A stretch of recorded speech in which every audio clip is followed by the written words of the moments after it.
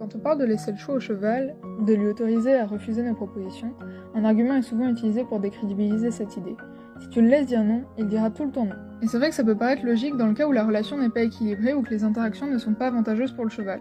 Donc plutôt de se dire, si je lui laisse le choix, il dira tout le temps non, je t'invite à essayer pour savoir si c'est vraiment le cas. Et si c'est vraiment le cas, à te demander pourquoi. Ton cheval peut ne pas avoir envie, mais il peut aussi avoir mal quelque part, être malade, ne pas avoir ses besoins fondamentaux de combler, ne pas avoir compris ce que tu lui proposais, ou ne pas avoir d'intérêt à dire oui. Dans ce cas, j'entends souvent dire « mon cheval est juste mou ».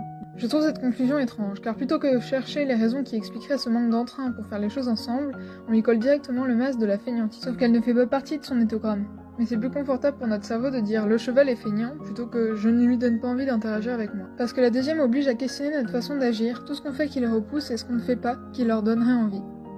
Autoriser le cheval à nous dire non, c'est laisser place à ce qu'il désire vraiment.